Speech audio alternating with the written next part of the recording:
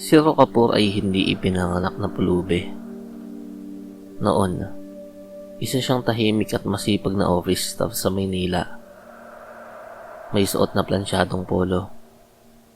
May ID na nakasabit sa leeg. At may pangarap na maitaguyod ang pamilya na nasa probinsya. Ngunit tulad ng maraming mahihina, ang kapit sa mundo ng salapi. Unti-unti siyang nalunod sa utang. Utang para sa pangangailangan ng magulang. Utang para sa matrikula ng kapatid. Utang para lamang maitawid ang bawat buwan sa kanyang inuupahang apartment. Hanggang sa dumating ang araw na wala na siyang mahiraman. Pinalayas siya sa inuupahang bahay. Dahil wala nang maipangbayad. Itinakwil siya ng sariling pamilya na hindi niya na masuportahan. Hindi niya nagawang bumalik sa probinsya dahil alam niyang makakarinig lamang siya ng hindi magaganda mula sa mga bibig ng kanyang mismong pamilya. Wala na siyang matirahan. Nagpalaboy-laboy sa lansangan. Hanggang siya ay mapadpad sa harap ng isang 7-Eleven. Sa maliit na espasyo sa harap ng establishmentong yon, na itinuring niya ng tirahan sa piling ng kanyang maraming sako na naglalaman ng kanyang mga damit. Araw-araw, naroon si Rocapor. Hindi siya lasing, matino ang isip, at hindi bastos. Kahit hindi masyadong maayos ang pananamit, ay pinapanatili iyong malinis kahit papaano. Laging naglilinis ng sarili sa banyo ng gasolinahan. Tahimik lang siyang nagbubukas ng pinto para sa mga pumapasok at lumalabas sa 7-Eleven. Hindi siya namimilit mabigyan siya ng limos. Hindi siya nagmumura.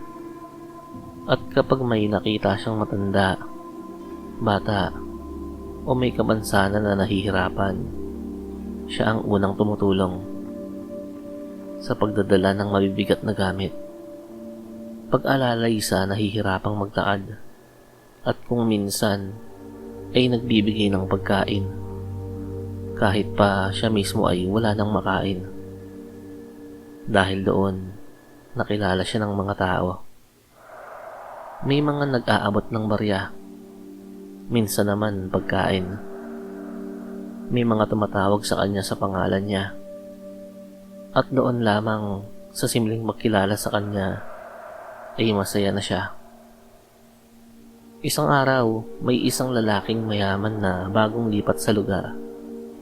Malinis ang damit, mamahalin ang relo, at may sasakyang magara na sadyang kapuna-puna. Araw-araw itong bumibili sa 7-Eleven. At araw-araw din, binubuksan ni Rocapor ang pinto para sa kanya. Ngunit ni minsan, wala itong iniabot. Wala itong sinabi. Wala ni isang pasasalamat. Parang hangin lamang si Rocapor sa kanyang paningin na hindi pinapansin. Isang hapon, nakita ni Rocapor ang lalaking yon. Na hirap magbuhat ng mabibigat na bag. Nanginginig ang mga kamay at halos matumba na. Hindi na nag-isip si Rocapor. Lumapit siya at tinulungan niya to. Binuhat ang mga bag at isinakay sa likod ng mamahalin nitong sasakyan. Tahimik siyang umatras matapos tulungan ang lalaki. Ngunit ang lalaki ni hindi man lamang siya tinignan at wala ring pasasalamat na narinig mula sa bibig nito. Kinagabihan, habang nakaupo si Rocapor sa kanyang pwesto sa isang maliit na espasyo sa harap ng 7-Eleven, ay dumating ang lalaking yun kasama ang mga barangay tanod. "Siya yung magnanakaw!" Sigaw ng mayamang lalaking yon. Galit na galit yon na mahahalata sa kilos nitong papasugod. Hindi na siya nakapagsalita. Sinuntok siya nito, sinipa, at hinampas ng batuta na kinuha nito mula sa isa sa mga tanod. Kahit umiiyak na si Rocapor, Kahit paulit-ulit niyang sinasabing wala siyang kinuha, ay patuloy pa rin siyang ginugulpi ng lalaki at ng mga kasama nitong mga tanod. Agad namang lumabas ang manager ng 7-Eleven para ipakita ang mga kuha ng CCTV. Kitang-kita roon na wala talagang kinuha si Rocapor mula sa lalaking yun. Ang tanging ginawa lang talaga ni Rocapor ay ang tulungan ito sa pagbuhat ng mga bag para maisakay sa sasakyan nito. Sa madaling salita, wala siyang ninakaw. Pero hindi nakinig ang lalaki at ang mga kasama nitong tanod. At ang dahilan kung bakit, dahil ang lalaking yun pala ay anak ng kapitan, nakakalipat lamang sa pader ng ama. Kaya ang mga taong naroon ay wala na ring nagawa, kundi ang manahimik at hindi mangialam. At ang batas ay may pinipiling kampihan. Ang kapitan kasi ay may mga kaibigang matataas na opisyal ng kapulisan sa lugar na yon. Pero ang hindi nila alam, si Rocapor ay taga Quezon. At sa kanilang probinsya, may mga bagay itong natutunan na hindi itinuturo sa paaralan. Habang luguan at halos hindi maagalaw, pumikit si Rocapor. Hindi siya nagdasal. Naubos na ang kanyang luha sa kakaiyak. Talagang iniinda niya ang sakit na dulot ng panggugulpi sa kanya. Bumulong siya. Mga salitang hindi naririnig ng tao, ngunit dinidinig ng kadiliman. Walang gamit o kasangkapan ng kinakailangan para isakatuparan ng kulam. Sapat nang alam niya ang itsura ng kanyang parurusahan at ang sakit ng dulot ng pambubugbog nito.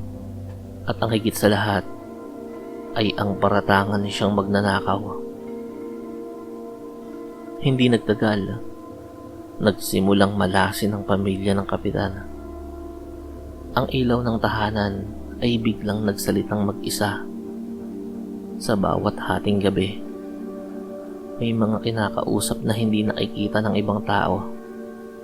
Kung minsan ay tumatawa sabay biglang matatakot. Ang kapitan naman na haligi ng tahanan ay nadawit sa isang iskandalo na may kinalaman sa pagpapalaganap ng ipinagbabawal na gamot. Napatalsik ito sa pwesto at nasampahan ng patong-patong na kaso. Ang bahay ng mga ito ay napuno ng sigawan at takot na parang naging magkakaaway na ang bawat miyembro ng pamilya. At ang lalaking nanggulpi sa kanya, unti-unting pinanawa ng bait. Makikita na lamang itong naglalakad sa kalsada.